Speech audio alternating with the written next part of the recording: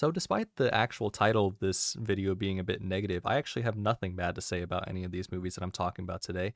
And in fact, I think I just want to draw a comparison between the idea of I can't watch these movies again, or an addendum to that is how good is the theater experience? How does it actually enhance the project for me? So, I want to start off with a movie from 2019, and I've talked about this a couple of times on this channel. It's the Konosuba movie. And the Konosuba movie was sort of a landmark for me in terms of understanding the idea of entertainment trumping all negative criticism and all the thoughts that you have walking into a movie or after a movie, sort of with these inherent preconceptions about how it's going to go, what studio's running it, who are the people working on it, like all of these things that really are arbitrary in the eyes of entertainment. And I just really wanted to understand why this movie just was such an emphatic experience. And that is mostly attributed to the fact that I was surrounded by such an amazing audience. You know, I went to this movie with a group of my friends, but the entire theater, which was, chock full of people, it was so incredible hearing everyone laugh and keeping a high energy throughout the film.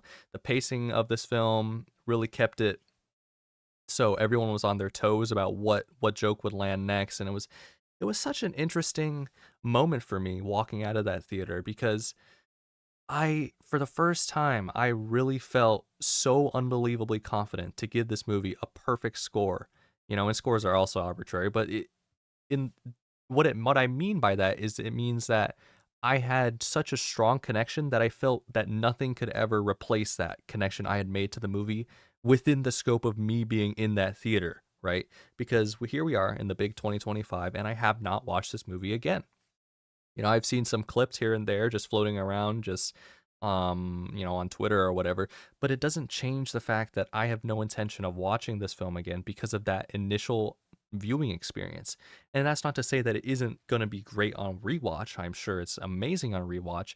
It's simply that I have absorbed the phenomenon of this movie during a time where I could have only experienced it at its peak potential, you know? And I find that concept very interesting. And I also want to draw a comparison to other films that have given me a similar feeling, but not quite the same feeling. So the next movie I want to talk about is 12 Years a Slave. I saw this movie in 2020, and this is a 2013 movie that I saw with a friend of mine. And let it be known, players of the world, do not show a girl 12 Years a Slave if you're trying to impress somebody, because it's more it's going to do it's going to do more bad than good, I think, and you're not really getting anywhere with anything you're trying to achieve if you're trying to impress somebody. But that doesn't take away from it being an incredible experience. Like the fact that I loved the movie, right, does not take away from the fact that I had a also amazing time watching it, because it was so hurtful. You know, I was so hurt by the film that I didn't even want to talk to anybody for like a couple of days because I just had to like really think about what I had just seen. And what I had just seen was the entire reality behind slavery.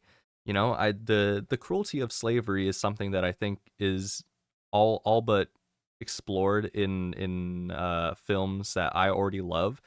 For example, Django Unchained. Obviously, I'm a huge fan of Django Unchained, but it's interesting to see a movie just give you that brutal, unforgiving experience in its entirety.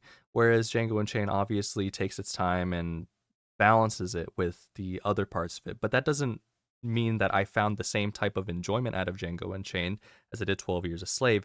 Because again, this is the idea of I can't watch this movie again, but I still know that it is a, you know, perfect movie for me. It fulfills everything that I've ever wanted out of enjoying a movie, but at the same time, I cannot watch it again because of the experience that I had, you know? And I think the job of an artist, more or less, doesn't have to be giving us this replayability like I think that a lot of games try to strive for. Like my favorite game of all time is Breath of the Wild, right? And I've played that game one time.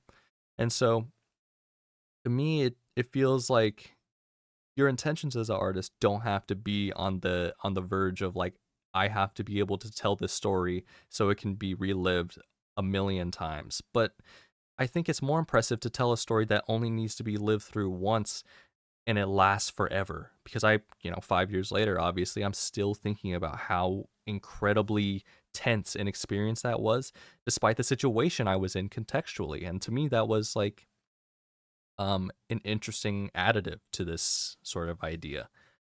And so here's here's some thought experience for you. The experience is more intriguing than the product. Let's think about that for a second, because I think that when a movie or TV show transcends its actual casing of the physical disc and becomes more of an idea in your mind and a more of a connection to your character as a person, it no longer becomes a movie that the artist made, but it becomes your movie that you made, right? And obviously, that's like you didn't have any hand in the production or have any hands with the writing or anything like that. It no longer becomes their movie because you have added so much of your own connection to it, you know? And I feel like having these individual experiences matters a lot in the memory of how these pieces have impacted you throughout your life. And so the memory of this next movie that I'm going to talk about is especially vivid to me because obviously in the Konosuba movie you're cheering and a lot of people laughing and stuff like that, but it wasn't as visceral or like memorable as Across the Spider-Verse. Now, I actually didn't think that Across the Spider-Verse was like sitting above maybe like a 7 for me in terms of just like enjoyment. It was the mere fact that I was seeing Across the Spider-Verse for the second time. I'm going to talk about the theater experience I had for the second time after already had seeing it. So the second time I saw this movie was in this like hood theater for $5 on like a Wednesday, right? Theater was packed. This movie was huge when it came out, obviously, and I was seeing it again with some friends. And this theater in particular was filled with such a strange array of people, but also the most like hilarious crowd you could ever want. So, like 15 minutes into the movie, there was this guy on the right side of the auditorium or whatever it's called. He was just snoring. He's just like got he just got bored 15 minutes in and just started like falling asleep. And that was like player number one in this. 20 minutes into the movie, 25 minutes into the movie, somebody dropped their metal like hydro flask. And you know how there's like stairs on these movie theaters. So what happens is like the water bottle just like clinks like all the way down to the front. You can hear each individual clink of this hydro flask like falling down these stairs because he dropped it. And that was also a hilarious moment. And then you just also had the strange phenomenon of little kids running up and down the aisles because for whatever reason they didn't feel like watching the movie was as important as chasing each other across the aisles. And their parents obviously didn't think it was important to have them sit down and like do whatever. I mean, you obviously had that the singular guy who did the Miles Morales, he's black thing, and that was like sort of distasteful because like nobody laughed one. And it was also just like adding that moment to all of this seems pale in comparison, actually, because at the time obviously that was a huge meme and people were like doing it for goofs and gags. And I understand why you need to do what everyone's doing in the Minecraft movie right now, just shout the random the random catchphrases. And there's nothing wrong with that. It's just like when I compare all of the random nonsense that happened during this movie to that guy's singular statement, I can't help but feel like he ruined the entire the memory of this for me by just pure fact of like he doesn't compare, because he's just like doing the overused meme at this point, and all the other stuff is just so much more incredible. Um, and I don't know, I'm not talking about the actual quality of the movie here. It's just the mere memory of all these factors happening so individually clear to me makes more of a statement about my experience with this movie more than me ever doing an analysis of it or doing any like character breakdown stuff. It seems negligible at that point because my experience with that movie was not that I connected to the actual like themes or anything like that. It's that I connected to the audience I was watching it alongside. And that to me was one of the moments where I was probably even more entranced with the idea of like the experience being worth more than the movie. But I will say that obviously I think that the Konosuba movie just had both the quality of product and quality of audience, whereas I don't exactly feel that same way about the Across the Spider Verse film. And so, final movie I want to talk about here is End of Evangelion. So, 1997 film, famous, incredibly famous series, obviously. Uh, that film I actually was a bit iffy on, like throughout the years, because I had watched Evangelion probably 2021, and then the film probably right after that, and I wasn't exactly too sure on where I stood with it as a project, because obviously I back in the day I did my analysis of I believe the video is named Companionship and Camaraderie in Evangelion episode 9. And I had a fanaticism with it for a short while, then it sort of like tapered off, and I wasn't exactly too incredibly deep into it as I was. And so it wasn't that impressive to me that it was coming to theaters, but I still wanted to see it just so I could like experience that again because obviously Evangelion plays a large part in every anime fan's world. If you've seen it, you either probably hate it or you love it. I mean, debates on this show have gone much longer than I have been alive, so it's not like anything special to me in particular. But I did want to see this movie in theaters just so I could like affirm to myself whether my suspicions about like whether it has dropped in quality because I my tastes have changed so much, or if I was just like kidding myself at some point, and I just wanted to deny a great product its color or its flowers. So I go to the theater with one of my friends, and we see it completely empty theater. It's like me, my friend, and then this other couple who I think the dude was in the military because he was missing a leg or something like that, and I was like pretty sad to see that nobody else wanted to see the movie. And it was a pretty empty theater. But what are you gonna do? When I saw Ghost in the Shell standalone or not standalone complex, Innocence, the second Ghost in the Shell movie as well, same story. Empty theater, nobody there. I pretty much almost fell asleep, maybe like halfway through that movie. But you know, what are you gonna do? I feel like a movie like that you kind of have to be watching in a different setting for me at least. But this we're talking about Evangelion right now, so I absolutely loved End of Evangelion in theaters, and I think it actually did enhance the project. What I want to reaffirm here is that the theater actually can enhance a project, but I don't know for certain if it will enhance a project just because you did watch it in theaters. And just because the artist intended for you to watch it in theaters and for the cinema as most advertising is doing right now, because post COVID, right, a lot of commercials and advertising for movies nowadays are like shot for the cinema or shot for the theater or something like that. And that's their marketing ploy to like get you to go to the theater. But the root of the matter is that going to the theaters is like a $15 to $20 experience. If you see it in IMAX, it's gonna be a bit more. And there's only a few movies I'm seeing in IMAX, I'm sorry to tell you. So when I saw End of Evangelion in theaters, I was absolutely amazed with the first half. It was so incredible that I almost cried. I genuinely almost cried during the Asuka showdown sequence.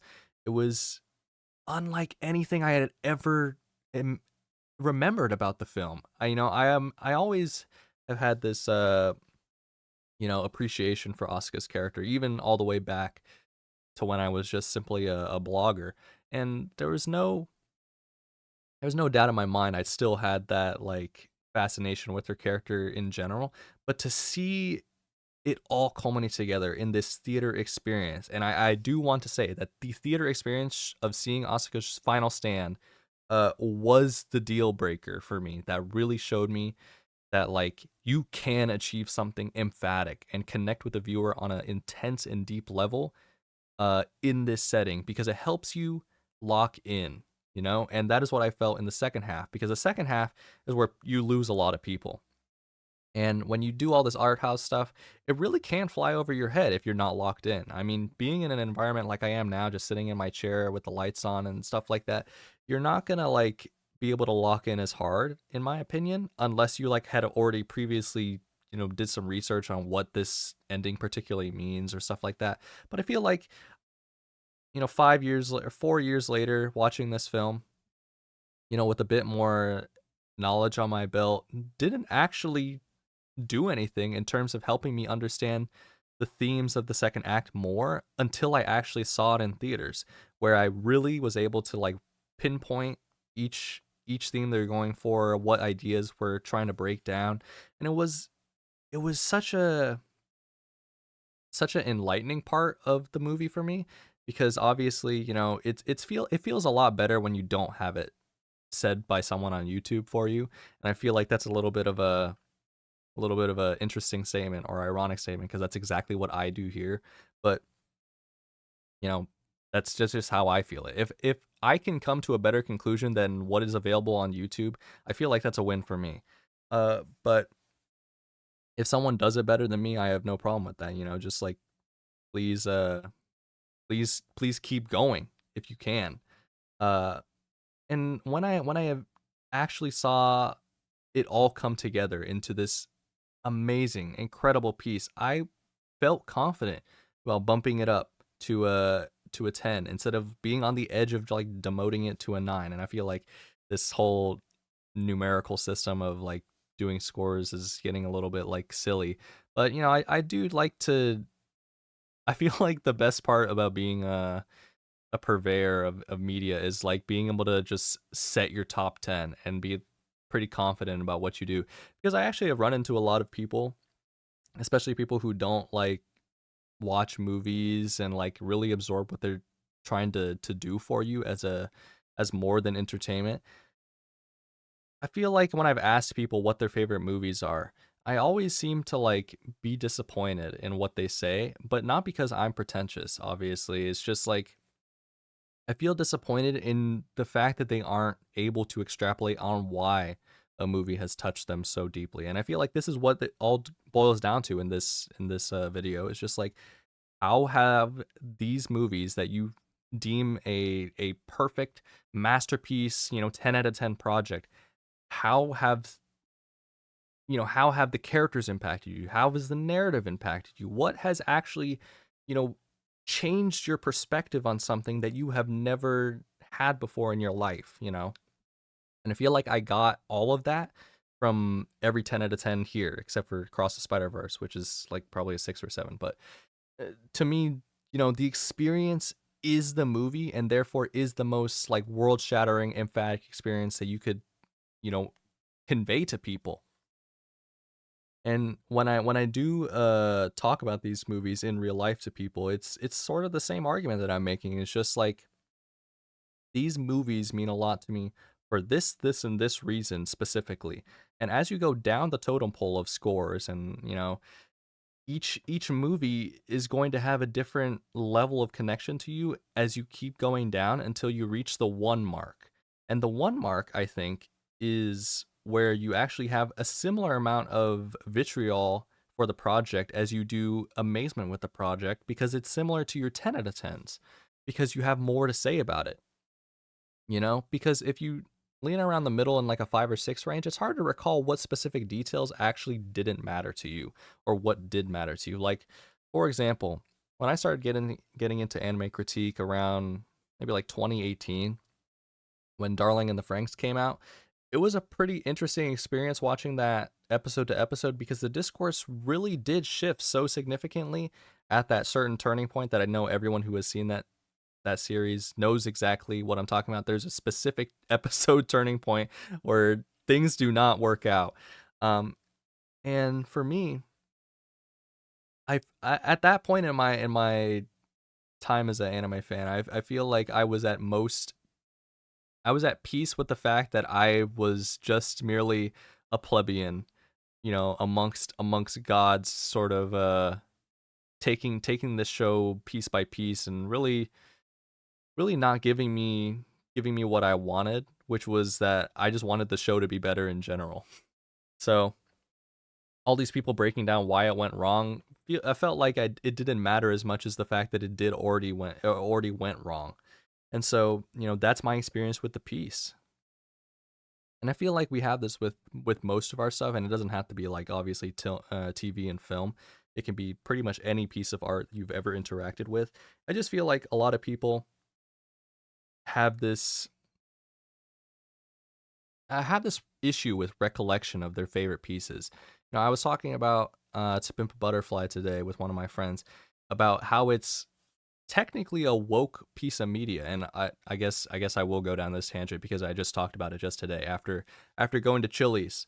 You know, I have this tradition of going to Chili's on Mondays, and it's called Chili Mondays with my friends, and we get the three for me, which is an incredibly good deal. It's 10.99 for a burger, fries, soup, and I want to say it comes with a drink too. I just finished my drink actually. I got a blackberry lemonade, but uh yeah, shout out Chili's. But I was having this not argument, but this discussion about the idea of woke and how woke to me has transcended the meaning that which my friends have attributed to it. Uh, my friends believe that it means that this is just a liberal piece of media, and I find an issue with that because I don't exactly know what that means anymore. I don't know what woke means as a descriptor of media anymore because it's so like it's used so commonly that it has lost all type of like oomph to it. So what I deem it to be in the current day, I don't deem it as like a label for liberal or progressive media. I deem it as a label of taking a serious topic and applying a shallow level of detail or intrigue to it. And to me, that is like the biggest blunder of what you're going to achieve in a Disney franchise, which is what we were talking about. We were talking about how Snow White is like not white, and that like sort of it creates this like woke idea within the project without actually having seen the movie. And I just had an issue with that because I just don't understand what this actually means to anybody. Like when you describe something as woke, it doesn't exactly mean that you're trying to demean the project entirely. It just means that you're trying to assign it a label that inherently doesn't mean it's something that you agree with. I don't think you're trying to say that it means it's a bad quality project. I just think you just don't agree with with the direction that they're taking it artistically. And so when they make the Little Mermaid black, I feel like to say that it's woke to put black people in an existing project where being black has nothing to do with the actual narrative of the movie, it doesn't exactly create any intrigue for me at least. And so when I see a movie, right, that doesn't exactly hit the same. Okay, I'll talk about another experience actually in the movie that also ties into this idea of progressively trying to instigate the audience. And that this is a part of the woke argument because like I feel like this it's sort of a part of this now. You're trying to instigate the audience that is or a millennial audience that basically grew up with these projects by changing the actual narrative foundation, or not narrative foundation, but changing minor details that would intentionally instigate them and get them angry, right? when all these movies are like designed for children, and I feel like it's a disservice to the idea of these movies being made for adults, because they're not. To me, they're not made for adults. They're made so an adult can take their child to see these movies, but it doesn't exactly make sense for adults to have a fit of rage about them. But you know, I wanted to talk about this movie called Smile 2, which also instigates me on several levels.